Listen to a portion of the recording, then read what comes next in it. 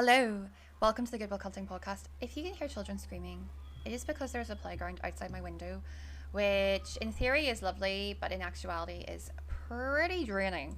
I haven't recorded a podcast in a minute because I'm overwhelmed, guys. I'm overwhelmed. I had a job. I don't have a job anymore because they lost funding for my role, which happens all the time when you work in like NGOs and charities and stuff. But yeah, nightmare. So I've just been really overwhelmed trying to like get a job and edit my book and do everything else. But I was like, you know what? I actually really loved doing this podcast. So like, let me just go back to it. I am going to try with this one to record it slightly slower so I don't have to go through and edit it like 4 times because I have been doing that recently and it's just kind of tiring. But this episode, I want to talk about the Northern Ireland Women's Coalition, women in politics in the North, and also the petition that has been started to establish a dedicated women's safety minister in the north of Ireland and what that might do for women in the north. So I'm going to get stuck straight in. The Northern Ireland Women's Coalition, what is that? So the Northern Ireland Women's Coalition was a cross community, as in of the Protestants and the Catholics, of the Unionists and the Nationalists, feminist political party that was founded in 1996 during the Northern Ireland peace process. And basically it brought women together from, like I say, across the sectarian divide, also across different classes. It had working class women in it, it had middle class women in it, it had women in different professions in it. And basically these women got together because they were like, right, we have had enough of men setting the tone for politics in the north. So to understand the significance and how powerful it was for these women to come together and form this party, and to give you some context as to what things were like in 1996, when this party was formed, only 9 of the 110 elected representatives in Northern Ireland were women. 9 out of 110 is a crazy stat. I actually didn't realise just how bad it was, if I'm totally honest. I didn't realise that, we were so far behind even in 1996. So the party was founded by Monica McWilliams, who is an academic, and Pearl Sagar, who was a social worker. And like I say, it was formed in 1996, and the whole ethos of the party was that it was all about inclusion and equality and human rights. It was not focused on either side, and crucially they did not have an opinion as to whether the north of Ireland should be the north of Ireland or whether it should be Northern Ireland and part of the UK. They did not put that anywhere in their party politics. Something else that's crucial about these 2 women is that Monica McWilliams, she was actually a university lecturer, so she was an academic, but she was a lecturer in social policy. So she was from a sort of Catholic or nationalist background, if you will.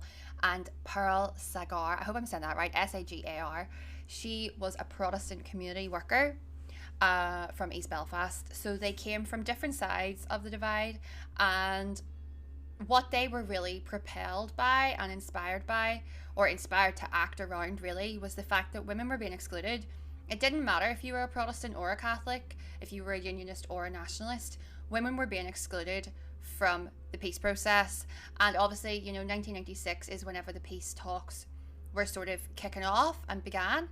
And these 2 women were like, wait a wee second here, we cannot have only men around this table, because if only men are around this table, women are going to be forgotten. 150 women attended the first Northern Ireland Women's Coalition meeting, and then meetings following that initial one regularly attracted up to 60 people, which when you think about it now, if you were to try and get 150 women from across the divide together in a room, I think it would be quite difficult to do. So once they formed the party and they were having these regular meetings, they put forward candidates for the actual, regional elections for Stormont.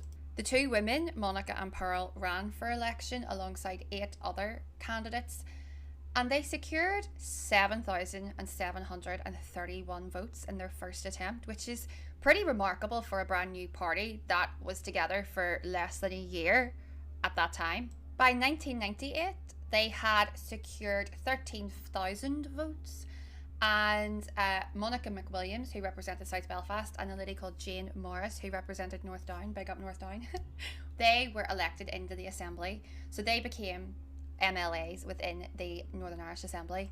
And not only, obviously, was that amazing for the party and for getting women's sort of issues in the Assembly without a sectarian kind of angle, but a lot of academics have also said, and the proof is in the pudding really, whenever you look at the political timing of the time, that the establishment of this party and the success of this party across the political divide actually meant that other parties, such as the sectarian parties, were forced to take women's issues more seriously and to put women's issues on the table of their party politics as well. What they also did remarkably well was they were able to look at the sectarian issues from a feminist lens, but also from an unbiased lens. So, for example, they called on the government to, tackle the issue of Bloody Sunday, of, the people who were killed during that.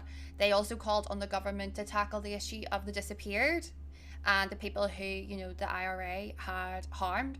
So they were really coming right across, like I said, the political divide and the sectarian divide, and saying, look, at the end of the day, people are dying, and that's what our concern is. We don't really care which side you're on. We care about the loss of life. Now, something else that's crucial to point out is, whilst it is obviously an inherently feminist party, as in their policies were feminist in the way that they were centering women, they did not openly identify as feminist, which I think is crucial because, especially, in 1986, that term would have certainly isolated a lot of people, a lot of women from the movement. This is very much pre-Me Too era. This is very much in an era where men are, there was only 9 elected women in Stormont. So you're talking about a time in which the word feminist meant something very different to what it does today. So they didn't openly identify as feminist, but they were very much feminist in the way that they went about their politics. So when the negotiations were coming together for the Good Friday Agreement, the Northern Ireland Women's Coalition were at the table, and they were there to put women's issues and also children's issues into that agreement. They were very much focused on making sure that human rights were centre point in that agreement as well. And as you will see now, with Brexit and everything else, that inclusion of human right provisions and, human rights within the agreement itself has been crucial for the people of the north of Ireland. And it is completely fair to say that without the Northern Ireland Women's Coalition, human rights would not have had the focus that they have in the Good Friday Agreement. The Northern Ireland Women's Coalition were really the ones that said, look, we need to come at this. This is not just about you get this and I get this and you get this and you get that. This is about how can the people of the north of Ireland, stroke Northern Ireland, be best served by the government that we are going to establish as a result of this Good Friday Agreement. You will not be surprised to know that they faced an obscene amount of backlash. I was listening to an interview with Monica McWilliams this week, and I can't find the actual quote, so I don't want to misquote, but Peter Robinson was on the record talking about them. He says something along the lines of, women should be at home and not in politics. They faced an obscene amount of backlash right across the sectarian divide. People really, really did not take these women seriously. Even though, they were forming these meetings, even though they'd formed a political party, even though they were the only people really bridging the gap between Protestant and Catholic, Unionist and Nationalist, people were not taking them seriously. And I think once they got elected and once they were able to get that seat at the table with the peace process and with the peace talks, yes, they got a bit more kind of legitimacy. But even to this day, it's a real shame that this party is not understood in the gravity and thought about within the gravity of what it is that they contributed. Talking about the Northern Ireland Women's Coalition in the north, even now, is, the only people who know about it are people who know about it. Do you know what I mean? They are not well known. They're not well known enough for the contribution that they have made to the lives of women in the north of Ireland. Now, if we think about where things are today for women in the north of Ireland, we don't have the Northern Ireland Women's Coalition, sadly, and we have really horrific levels of femicide.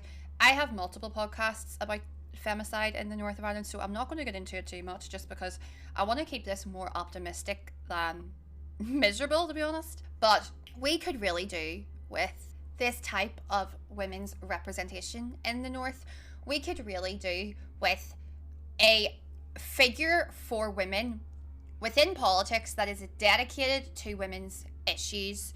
And I have spoken on before on TikTok. If you're listening to this, you probably follow me on TikTok. If you are listening to this and you don't follow me on TikTok, please feel free to do so, because I post about 755,000 times a day on there. But I have spoken on TikTok about how it would be great to have a dedicated women's minister. And a group of young people who have started their own kind of campaigning organisation got in touch with me, which I really could not believe. And they were like, look, we really like this idea of a women's safety minister. It's actually something that we've been talking about with our friends. They actually said women's safety minister. I just said women's minister. But they said a women's safety minister. And they have started a freaking petition for it. I will put the link to it in the show notes for this. But yeah, they've started a petition to try and establish a dedicated women's safety minister. I don't want to sound too much like I'm reading from a sheet, but I'm just going to really quickly read you some stats. Well, not stats, just some information from their petition page. So it says, the alarming rise in violence and harassment against women in Northern Ireland underscores the urgent need for dedicated safety measures. Statistics indicate an increase in reported incidents, with over 30% of women experiencing domestic violence and numerous cases of public harassment going unreported. 30% of women experiencing domestic violence is completely insane and horrendous. These figures reveal the prevalence of gender-based violence and the frequent lack of adequate resources and protection for women in our communities. These guys are like under 25, by the way. It's insane. So it goes on to say that a 2023 Ulster University report based on a survey of 542 women found that roughly 70% had experienced some form of violence or abuse in the previous 12 months. And so this organisation, I can't say this by the way because I can't speak Irish, but you spell it ATHRU. I'm not even going to attempt how to say that, to be honest, because like I say, I can't speak Irish. All I can say is Trucky Arla, and I know that I'm not even saying that correctly. So they propose the establishment of a women's safety minister tasked with the creation and oversight of programs tailored to address various aspects of women's security. So what they're suggesting is that this women's safety minister would strengthen existing laws, as well as develop policies where gaps exist. And also they are suggesting that they would look at community-based outreach programs, which would include things like personal safety, legal rights, and support available to communities. They also, which I think this part is really unique and brilliant and something that would be really, really beneficial to the women of the North of Ireland, they want to suggest that the Women's Safety Minister invests in safety infrastructure, such as improved street lighting, CCTV coverage, as well as improved emergency responses. And besides governmental measures, they are suggesting that local businesses and community organisations also partake in creating safer environments for women. So this can look like, bars and clubs especially having training, really robust training, not just ask for Angela, which has been proven doesn't make a fucking difference anyway. Really robust training on things like drink spiking, on things like, trying to look out for women who are leaving bars and clubs alone or leaving with men that they've only met that night, right? Like, these are all ways that women's safety can be prioritised in the North within the framework of the government, within the framework of making someone in the government dedicated and responsible. And the reason that we need this, not just because things are so bad for women in the North, but it's also because, like the Northern Ireland's Women's Coalition recognised, when you talk about justice, when you talk about criminals, when you talk about criminal justice, when you talk about sentencing, all those different things in the North of Ireland, it comes down to men, violent men basically. And obviously, yes, we have Naomi Long, and she speaks about women's issues when she can, but the vast majority of the work that the Justice Minister deals with in the North is still legacy issues, is what they call it, legacy. It's the legacy of the Troubles, it's the legacy of the divide. And so having a dedicated women's safety minister would mean that these kind of issues about what women are facing, what women are going through, the levels of violence that we're seeing, the level of murder that we're seeing, could be brought under the umbrella of this dedicated women's safety minister. I'm not going to go into it too much because I need to do more research on it, but one thing I do want to mention, because somebody did get in touch with me and asked me to flag it, is also the fact that pregnant women are being failed by the hospitals in the north of Ireland and being failed by the medical services available to pregnant women, especially in rural communities. So there is, I believe, like a Facebook page or a WhatsApp group or something for women who have unfortunately lost their pregnancies, who have ended up delivering stillbirths. There are also women who have suffered sepsis, have went into sepsis shock, and this is multiple women, by the way. The comments that I saw, there's 75 comments on one video, of which I would say at least 10 mentioned sepsis. Women who were in sepsis shock and have been totally ignored. They felt they were in pain, or they could feel something wasn't right, and they were telling the staff in the hospital about it, and they were just totally ignored. There was also women who, reported to the staff in this hospital that they felt like there was something wrong with their child. They were ignored, and then the women were, the children ended up in emergency, ICU. So this Women's Safety Minister, it wouldn't just be about safety against women from male violence, although obviously due to the levels of violence in the north, that would be a major focus of it. It would also be a figure within the government for people to go to with concerns about women's issues more broadly, women's healthcare. We do not have a dedicated endometriosis expert in the north. The waiting list for endometriosis in the north is years and years and years. I also made a video this week about, or maybe last week, about a report that came out that the life expectancy for women in Fermanagh is falling year on year because of the lack of emergency care that's available out there. And it struck me, that one in particular, because my nanny broke her hip last year, around this time last year actually, and we obviously rang the ambulance, and it took about 45 minutes for the ambulance to get there. But if she'd been in Fermanagh, goodness knows what have happened. She also had like a head injury and she was bleeding from her head, and if that had happened in Fermanagh, she would not have been a priority, and the goodness knows how long the ambulance would have taken to get to her. So these are the type of issues that a dedicated women's safety minister could tackle. It isn't just, like I say, violence against women and girls. It's also the way that women are treated by the government, by the system, and the way that women are being failed left, right and centre, and that goes for your politics as well, by the state of the north of Ireland, Northern Ireland. Like I say, I will tag the petition in the show notes. Please do go and sign it if you can. It would be really, really It would be really, really really, really great if we could get it to 500 signatures in the next couple of weeks. The next week even, maybe, would be great. It's currently at 253, so yeah, that would be amazing. But look, it's great that the youth, this is a youth-led organisation, like I say. It is so wonderful that younger people are kind of being involved in this and putting this idea forward. And look, we don't know what's going to happen. We don't know if they'll establish a women's safety minister or not, but it certainly can't hurt to try. And if there's one thing we can take away from the work of the Northern Ireland Women's Coalition, if there's one thing we can take away from the dedication of Monica McWilliams and Pearl Segar, I feel like I'm saying that wrong, but anyways, and all of the women who, joined together in the 90s, it is their slogan, which is politics isn't working, but women are. And ain't that a fact? Ain't that a fact? Women never stop. Women never stop working. So let's get a dedicated women's safety minister in Stormont. It's worth a try, isn't it? Let's face it. And fingers crossed that this goes somewhere and makes life better for women in the north of Ireland. Thank you so much for listening. Have a gorgeous week. Keep cunting. Bye.